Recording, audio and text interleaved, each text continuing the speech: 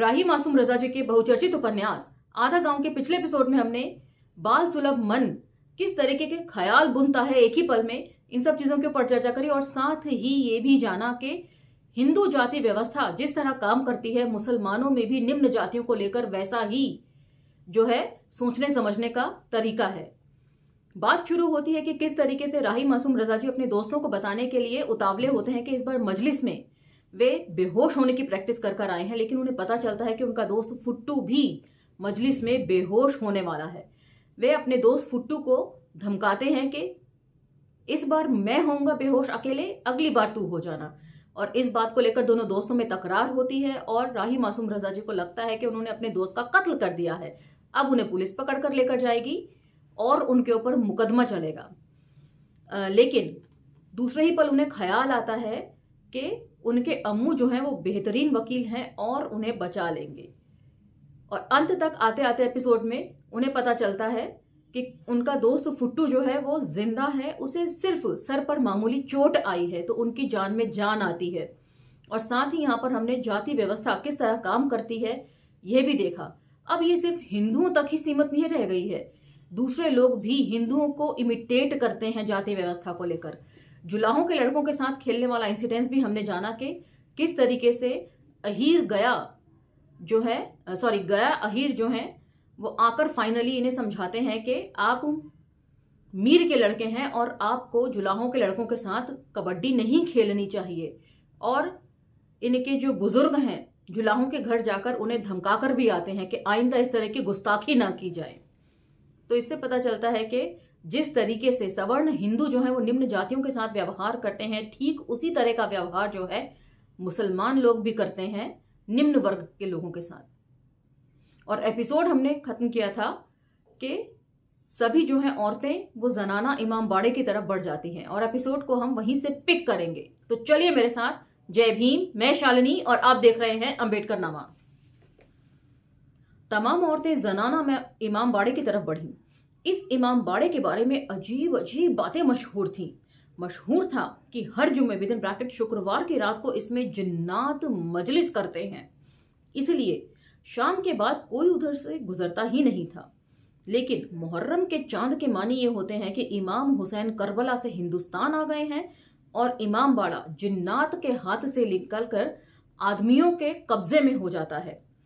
फिर भी मैंने सोचा कि चांद तो अभी अभी हुआ है, क्या पता कोई भूला भटका जिन्न रह ही गया हो या जिन्नात जल्दी में जाते जाते अपनी कोई चीज भूल गए हो और उसे लेने के लिए कोई रास्ते से ही लौट आया हो। इसलिए मैं दद्दा और अम्मा के बीच में चलने लगा। तो ऐसा अक्सर हम लोगों के साथ भी होता था बचपन में। जब कोई भूत की फिल्म देखते थे तो दो बड़ों के बीच में बैठकर देखते थे, जिससे कि डर कम लगे, या सोते वक्त कोशिश रहती थी कि बीच में ही जाकर दो लोगों के सोया जाए, जिससे भूत जो है वो आप तक पहुंच ना सके। इमाम बाड़े में रोशनी हो चुकी थी। बड़े अब्बा साहब पंजों और तुरबतों पर सेहरा चढ़ा रहे थे। तो यहाँ पर पंजों, तुरबतों और सेहरा के लिए नीचे फुटनोट में दिया हुआ है। सबसे पहले पंजों को लेती हूँ। पंजे कहते हैं बांस के छड़ों में सोने चांदी के पंजे और कीमती पटका लगाकर इमाम बाड़े सजाए जाते हैं। ये राजाओं के साथ चलने वाले झंडों की अहमियत रखता है। तुरबतों कब्र को कहते हैं। इमाम बाड़ों में लकड़ी की कब्रें भी रखी जाती हैं जो इमाम हुसैन की कब्र की नकल समझकर तकरीबन पूजी जाती हैं। फिर आता है अंतिम फुटनोट, तीसरा, सेहरा। फूलों की उस माला को कहते हैं जो पंजों और ताजियों पर चढ़ाई जाती हैं। तो टेक्स्ट पर लौटते हैं। और छोटी सी सईदा तन्नू भाई के पेट पर चढ़ी बैठी उन्हें कोई नौहा सुना रही थी। तन्नू भाई इमाम बाड़े के फर्श पर लेटे हुए थे। बड़े अब्बू तन्नू भाई और सईदा से बेखबर अपने काम में मशगूल थे। कहते हैं कि बड़े अब्बा MAO कॉलेज के शौकीनों में हुआ करते थे, लेकिन मैंने तो उन्हें सिर्फ दरवेशी में ही देखा है। मैंने तो सिर्फ उनकी दरवेशी ही देखी है। वह कानपुर में रहा करते थे। ये बात किसी को नहीं मालूम थी कि वह क्या करते थे। बस मुहर्रम के समय गंगौली आ जाते थे। उन्हें पाक साफ रहने का इतना ख्याल रहता था कि बच्चों को प्यार करने से भी कतराया करते थे। कभी मोहब्बत बहुत बेचैन करती तो अपने मुंह से अजीब अजीब आवाजें निकालने लगते और 2 उंगलियों की नोक से उस बच्चे की नाक की नोक को छू लिया करते थे, कुछ इस तरह। उनके ख्याल में उनकी जान माज के सिवाय दुनिया में कोई और चीज पाक थी ही नहीं। तो जान माज, फुटनोट 1 नीचे दिया हुआ है, जान माज वह कपड़ा या चटाई जिस पर नमाज पढ़ी जाती है। वह जाड़ों में भी एक सूती शेरवानी ही पहने रहा करते थे। जब मजलिस पढ़ने के लिए मिबर पर बैठते तो जाड़े की वजह से नजले की एक बुलाक उनके नथुने में झूला करती। तो फुटनोट 2, मिबर। मिबर कहते हैं 3 सीढ़ियों का एक प्लेटफॉर्म जिस पर गिलाफ चढ़ा रहता है। एक आदमी इसी पर बैठकर करबला की कथा सुनाता है। तो ये उसी तरीके से है जैसे कि मैंने देखा है करवा चौथ की कथा सुनने के लिए पंडित जी के आसपास जब औरतें मौजूद होती हैं तो पंडित जी के बैठने के लिए एक आसन लगाया जाता है, बाकायदा छोटी सी चौकी रखकर। उसी तरीके से ये मिबर है। मैं इसे ऐसे ही समझ रही हूं, बाकी आप कैसे समझ रहे हैं मुझे बता सकते हैं। और मैं सोचने लगता कि देखें नजले की ये बुलाक कब गिरती है, मगर वह बुलाक कभी नहीं गिरी। वह जब तक जिंदा रहे अलमों और ताजियों और तुरबतों पर सहरा चढ़ाने का शरफ किसी और को नहीं मिला। क्योंकि औरतें सब खानदान की ही थी इसलिए पर्दे का कोई सवाल नहीं था। वे चुपचाप अपने काम में लगे रहे। चांदी के कोई 25 अलम जरदौजी के पटकों समेत दीवार से टिके हुए थे। उस पर एक रेशमी दुपट्टा पड़ा हुआ था। अलमों के नीचे एक तुरबत थी, उस पर संगी का गिलाफ था। तो संगी क्या है, फुटनोट में है, एक विशेष किस्म का कपड़ा। तुरबत के इधर उधर कुछ तस्बीहें और सजदा गाहें विद इन ब्रैकेट मिट्टी की टिक्कियां जिन पर शिया मुसलमान सिजदा करते हैं रखी हुई थीं। फिर इमाम बाड़े की चौड़ाई भर का एक काला पर्दा था जो शहनशीन को बाकी कमरे से अलग करता था। इमाम बाड़े की दीवारों पर इमाम हुसैन के पड़ावों, फरात नदी और जख्मी जुलजनाह विद इन ब्रैकेट इमाम हुसैन के घोड़े की ख्याली तस्वीरों के अलावा कुरान की आयतें और मीर अनीस की रुबाइयां फ्रेम करवाकर लटकी हुई थीं। छत से लटकी हुई शीशों की खूबसूरत हांडियां झूल रही थीं। उनमें मोमबत्ती नहीं थी क्योंकि हमारे इमाम बाड़े तक पेट्रोमैक्स का युग आ चुका था।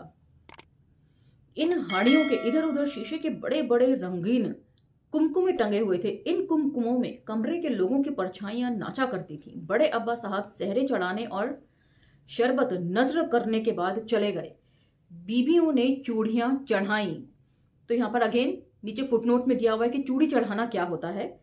मुहर्रम की चांद रात को तमाम शिया सुहागनें चूड़ियां बढ़ा देती हैं। काली, गोरी और सांवली, अधेड़, बूढ़ी और जवान कलाइयां नंगी हो गईं। बाजी ने अपनी नाक की नीम का तिनका निकालकर टूटी हुई चूड़ियों के ढेर पर रख दिया। कहने का मतलब है कि शायद वो इस तरीके से प्रोजेक्ट करती हैं कि हुसैन की डेथ हुई है और वे सब जो है बेवा होकर या उनके रिस्पेक्ट में वो सारे जेवर उतार कर वहां रख देती हैं।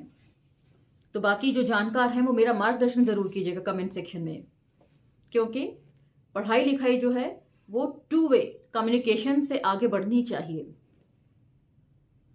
फिर बाजी बयास लेकर खड़ी हो गई। उनका हमजोलियों और दूसरी कई और तमाम औरतें मातम से ताल देने लगीं। दद्दा शहनशीन के तख्त से टिक कर बैठ गईं। तमाम औरतों ने दुपट्टों से मुंह ढक लिया। बाजी ने नौहा पढ़ना शुरू किया। निहायत पतली और खराब आवाज है मेरी बाजी की। फिर गजब हो गया कि गाजीपुर से जिस धुन की मश्क करके आई थी उसे भूल गई। 2 शेरों के बाद उस जौनपुरी धुन पर गंगौली ने अपना ठप्पा लगा दिया। बाजी ने बहुत कोशिश की कि वे उस जौनपुरी धुन पर कायम रहें, मगर फिर उन्हीं को हार मान लेनी पड़ी। दद्दा, छुटकी दद्दा, रब्बंदा, नईमा दादी और दूसरी अधेड़ और बूढ़ी औरतें मक्र नहीं कर रही थीं, वे रो रही थीं। जारों कतार रो रही थीं और अपनी नाकों को गार गार कर अपनी उंगलियों को इमाम बाड़े की दीवारों पर रगड़ रही थीं। रोते रोते रब्बन दादी का हलक सूख गया तो उन्होंने बटुए से छालिया तंबाकू खाया और एक एक उंगली कत्था चूना चाट कर उन्होंने फिर रोना शुरू कर दिया। अरे मोरे मौला, मोरी बीबी के लाल। तो ये सब जो है तरह तरह के ढोंग धार्मिक आयोजनों के समय जो किए जाते हैं, वो चाहे हिंदू हो चाहे मुसलमान हो, उसमें मुझे कोई कमी मतलब लग नहीं रही पढ़ने के बाद। रब्बन दादी की एक आंख चेचक में चली गई थी, इसलिए वे एक ही आंख से रोया करती थीं। उन्हें इसका बड़ा दुख था कि सब दो आंखों से रोते हैं और वे एक ही आंख से रोने को मजबूर हैं। चुनाचे वह हुसैन और उसके घर वालों पर रोते रोते अपने दुखों के बैन का टुकड़ा भी लगा दिया करती थी। अरे एक के ठो अखियों से कैसे रोए हैं मौला। तो यहाँ पर मुझे मुर्दैया याद आती है। तुलसी राम जी ने बोला था जब वे फाइनली अपने घर को छोड़कर जा रहे होते हैं रेलवे स्टेशन की तरफ, तो उस वक्त उन्होंने जिक्र किया था कि मेरी दोनों आंख से बराबर के आंसू गिर रहे थे। जो आंख मेरी कानी थी वो भी उतना ही रो रही थी। और यहां पर हम एक अलग जिक्र पढ़ रहे हैं। सैदानिया मुंह ढांपे अपनी बीवी विद इन ब्रैकेट सैयदा रसूल की बेटी को पुरसा दे रही थी। कोई Zainab with in bracket Hussain की बहन को पुरसा दे रही थी। किसी ने Sakina with in bracket Hussain के 4 साल की बेटी को सीने से लगा रखा था। और कोई करबला की बीमार Syed Sajjad with in bracket Hussain के बड़े बेटे की जंजीरें उठाए उनके साथ साथ चल रही थी। ना मालूम क्या बात है कि ये सैदानिया हुसैन की बीवियों को कभी पुरसा नहीं देती। तो पुरसा बोलते हैं जो शोक व्यक्त किया जाता है किसी व्यक्ति के मर जाने के बाद, कंडोलेंसेस। मैंने जो रब्बन दादी की इकलौती आंख से बहते हुए आंसुओं को देखा तो मुझे हंसी आने लगी। अम्मा ने रोते ही रोते मेरी पीठ पर एक धपक्का मारा। मिट्टी मिले निचले बैठ, इतना कहकर वे फिर रोने लगी। मैं मुंह सीधा करके बैठने को मजबूर हो गया। बाजी ने अंतरा उठाया। उनकी आवाज की डोर बीच में ही टूट गई। अफजल को हंसी आ गई। सल्लन ने अपने मुस्कुराते हुए काले होंठों पर दुपट्टा रख लिया। इसी बीच में बाजी ने आवाज की टूटी हुई डोर की मरम्मत करके उसके अंतरे को संभाल लिया। उम्मे लैला पुकारी रोकर शाम होती है घर आ जाओ अस्कर। मैंने चौंक कर चची की तरफ देखा। घर में उन्हीं का नाम उम्मे लैला था, मगर ये अली अकबर कौन हो सकता है जिसके लिए वह इस कदर परेशान हो सकती हैं। इमाम हुसैन के बेटे अली अकबर को तो मैं जानता था, मगर चची उन्हें क्यों बुलाएंगी भला। इसलिए मैंने सोचा कि इस बात का पता चला ही लेना चाहिए। ई अली असगर कौन है चची, मैंने पूछा। चची ने कोई जवाब नहीं दिया। वे चुपचाप रोती ही नहीं तो मुझे घबराहट होने लगी। मैंने सोचा बाहर जाकर अम्मू से पूछा जाए, इसलिए मैं वहां से खिसक लिया और गोरी दादी के मकान में दाखिल हो गया। छोड़िए कोई आ जाए, ये आवाज मेहरूनिया नाइम की थी। कोई ना आई है, मजलिस हो रही, ये आवाज हुसैन चा की थी। मैं झोंक में था, बिल्कुल उनके पास पहुंच गया। मैंने मेहरूनिया को सुलेमान चा की बाहों में लहराते देखा। सुलेमान चा की आंखों में भी चिराग से जल रहे थे। मुझे देखते ही उन्होंने मेहरूनिया को छोड़ दिया और वे भाग गई।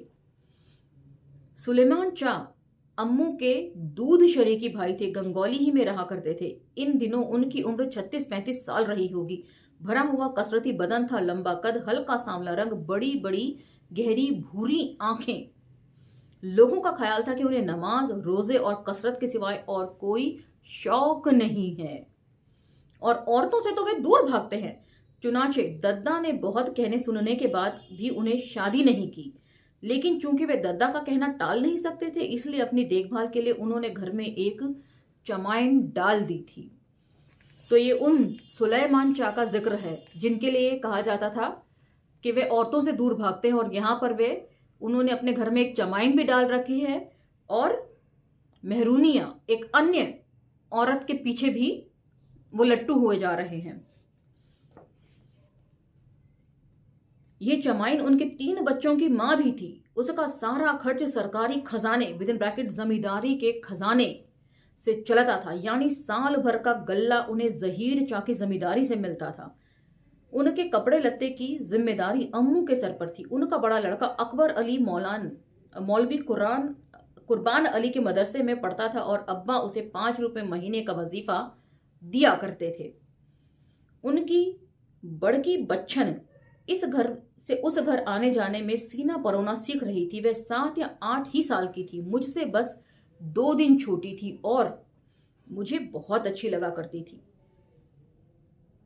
गरज की सब खैरियत थी, बस उनकी चमाइन घर की बीवियों के साथ फर्श पर नहीं बैठ सकती थी, मगर उसे मजलिस के फर्श पर बैठने की इजाजत थी।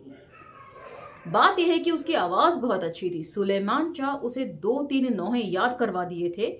वह बरसों से मजलिसों में इन्हीं नौहों को पढ़ती आ रही थी। उसकी धुनों पर लोक धुनों का इतना असर था कि बीवियां तो बीवियां, खुद सैयद साहिबान में से कई जने इमाम बाड़े के बाहर खड़े होकर उसका पढ़ना सुना करते थे और रोया करते थे।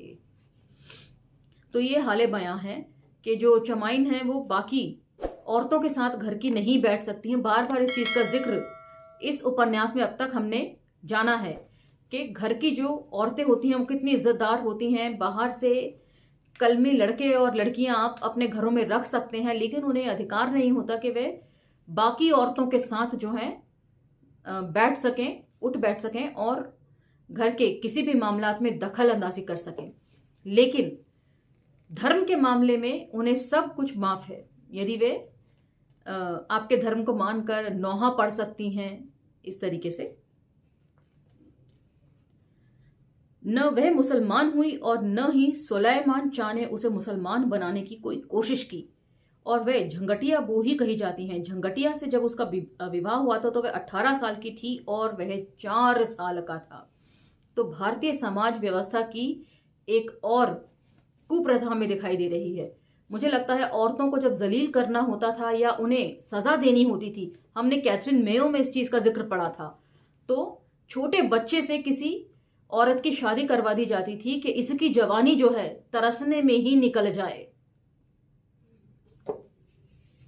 तो वहां पर झंगटिया जो है एक छोटा 4 साल का बच्चा था जिससे इस चमाइन की शादी करवा दी गई थी। और आगे जिक्र सुनिए। फिर ऐसा हुआ कि झंगटिया को चेचक निकल आई और वह बेवा हो गई और सुलेमान शाह ने उसे अपने घर में डाल लिया। कहते हैं कि चमार चढ़ आए थे, और ये भी कहते हैं कि फुन्नन मियाँ ने बड़ी मुश्किल से उन्हें समझा बुझाकर और कुछ दे दिलाकर वापस किया था। सुलेमान शाह का कहना है कि मामला 5 बीसी पर तय हुआ था, मतलब 100 रुपए में। मगर गया अहीर का कहना था कि चमारों को सिर्फ 3 बीसी मिले थे, बाकी के 2 बीसी फुन्नन मियाँ के काम आए थे। किस्सा जो भी हो, झंगटिया वो सुलेमान शाह के घर आ गई। ये झंगटिया वो थी तो बड़ी काली, मगर बला की खूबसूरत, सौंधी और मीठी थी, बिल्कुल ताजा ताजा गुड़ की तरह, जिससे अभी भाप निकल रही हो। कई मीर साहिबान इस झंगटिया बो की सौंधाहट पर लट्टू थे। कईयों ने उसे सब्ज बाग भी दिखलाए, लेकिन वह जो सुलेमान शाह की हुई तो उन्हीं की होकर रह गई। मगर एक परेशानी भी खड़ी हो गई। सुलेमान शाह मजहबी आदमी थे, इसलिए वे झंगटिया बो की छुई हुई कोई गीली चीज इस्तेमाल नहीं कर सकते थे। इसलिए घर में एक औरत के आ जाने के बाद भी सुलेमान शाह को अपना खाना खुद ही पकाना पड़ता था। दाल सालान तो वे फुन्नन दा और वाजिद दा या सुमारी बुआ के यहाँ से पकवा लिया करते थे। रही रोटियां तो रोटियां वे खुद डाल लिया करते थे और खाना खाकर पानी पीने के बाद खुदा का शुक्र अदा कर लिया करते थे। झंगटिया वो उन्हें बहुत चाहती थी, इसलिए मेहरूनिया के भाग जाने के बाद वे खड़े के खड़े रह गए। उन्हें तो जैसे ठार मार गया। ठार का मतलब पाला मार गया। ओके हाथ में कीड़ा काट लीस रहा। उन्होंने बहुत गौर करने के बाद मुझसे कहा, सांप! मैं कूदकर 2 कदम पीछे हट गया। दौड़ा रहा। वह बोले, ओमे जहर ना होत। अच्छा सुलेमान शाह। मैं अपनी उलझन की तरफ आ गया। उम्मे लैला ता चची का नाम है ना? फिर ई बाजी मार उम्मे लैला का पढ़ती रही नौहे में। मैंने सुलेमान शाह से ही पूछ लिया, क्योंकि मुझे तो मेहरूनिया और उसके सांप की अहमियत का कोई पता ही नहीं था कि मैं उसके बारे में सोचता। सुलेमान शाह मेरा सवाल सुनकर हंस पड़े। बोले, ऊ इमाम हुसैन की बीवी रही तका चची अम्मू के दोहरा के बियाहन की हिस हैं। सुलेमान शाह खिलखिलाकर हंस पड़े। भैया ये बात तुम वजीर से पूछ लो। अच्छा कहकर मैं बाहर की तरफ चल पड़ा। इमाम बाड़े में मजलिस की तैयारी हो चुकी थी। गोरे दा, अब्बू मोहम्मद दा, मुख्तार मियाँ, दिलदार मियाँ, मौलवी बेदार, रशीद मियाँ, अली कदीर चा, हकीम अली कबीर साहब और फुन्नन मियाँ मिबर के सामने बैठे थे। फिर अब्बा थे, फिर अम्मू, अली मेहदी चा, अली हादी चा, अग्गू दा, शब्बर दा, हम्माद दा, मुस्लिम दा और फुस्सू चा थे। चच्चा बच्चा मिबर से टिक कर पसरे हुए थे। मद्दू मिबर के आसपास के गिलाफ उठाए झांक रहे थे और भाई साहब कई और लड़कों के साथ मिबर के पीछे बैठे हुए थे। सफेद धोती और सफेद कुर्ता पहने गोवर्धन मुस्लिम दा को रुई की घटती बढ़ती कीमतों के बारे में कुछ समझा रहा था। मुस्लिम दा आंखें फाड़े उसकी बातें सुन रहे थे। 3 दरे के जिस हिस्से में फर्श नहीं था उसमें जुलाहे बैठे हुए थे। चमारों और भरों के लड़के प्रसाद के लालच में 3 दरे के बाहर जमीन पर उकड़ू बैठे आपस में लड़ रहे थे। तो एक बार फिर जाति व्यवस्था का जिक्र यहां पर आ रहा है। जिस तरीके से भरों या चमारों को मंदिरों के बाहर सीढ़ियों से भी नीचे बिठाया जाता है प्रसाद देने के लालच में, उसी तरीके से मुस्लिम समाज भी उनसे उतनी ही छूत बरतता है जितना हिंदू समाज के सवर्ण लोग। 2 पेट्रोमैक्स जल रहे थे। उसकी रोशनी में फानूस, कंवल, हाड़ियां, गिलास और झाड़ की बिल्लूरी कलमें झिलमिला रही थी। फाटक के पास गुसलखाने के दरवाजे पर जरा हटकर बड़ा सा सफेद फरहरा लहरा रहा था और उसका बड़ा सा पंजा हवा में चमक रहा था। फर्श पर हुक्का पिया जा रहा था। तो ये सब जिक्र जो है वो मुहर्रम में मातम से पहले क्या क्या चीजें होती हैं, कैसी कैसी एक्टिविटीज होती हैं, उन सब चीजों का है। हकीम अली कबीर साहब अब्बू दा को बकाया लगान के किसी मुकदमे की कहानी सुना रहे थे और अम्मू अली हादी चा के कान में कोई ऐसी बात कर रहे थे जिसे सुनकर उनके लिए हंसी रोकना मुश्किल हो रहा था।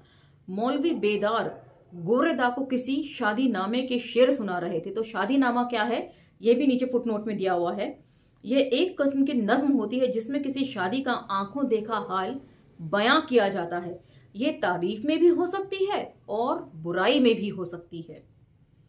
गोरेदा व्यंग्य की तेज अदार देखकर हैरान थे और झूम झूम कर तारीफ कर रहे थे। पास ही बैठे हुए सिबतू दा अब्बा के कजीना फू की निस्बत की बात कर रहे थे।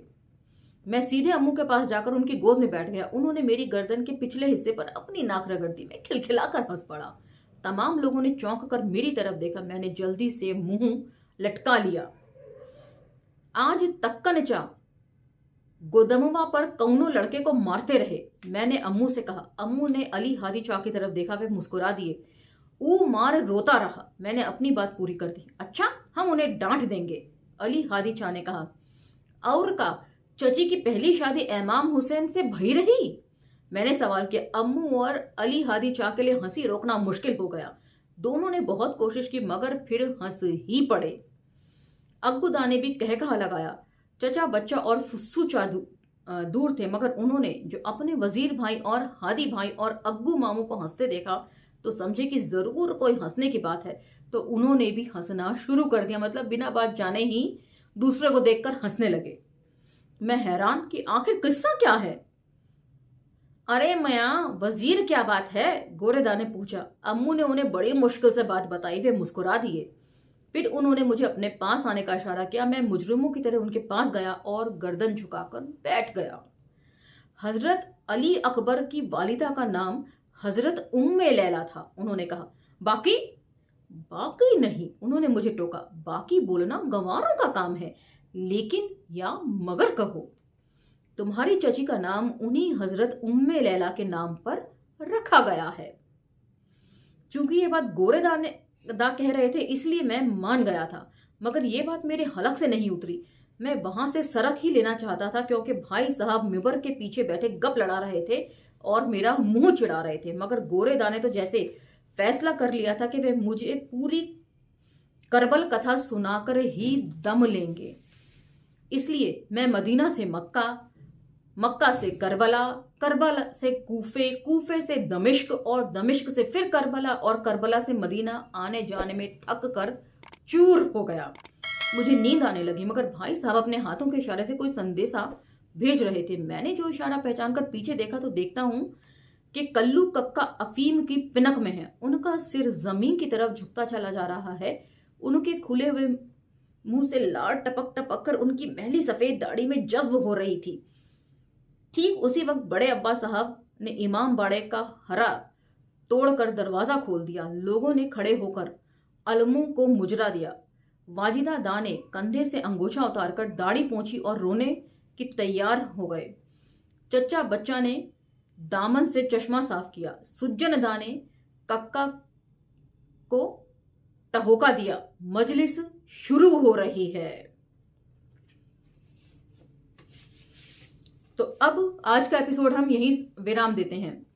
मजलिस शुरू होने पर किस किस तरह के नाटक लोग करते हैं, झूठ मूठ रोना आए चाहे ना आए, आंख दबा दबा कर किस किस उपाय से रोने का नाटक करते हैं, ये सब कुछ हम जो है अगले एपिसोड में जानेंगे। तब तक आप लोग इंतजार कीजिए और मुझे इजाजत दीजिए। मिलते हैं अगले एपिसोड में बाकी किस्से के साथ। धन्यवाद। जय भीम।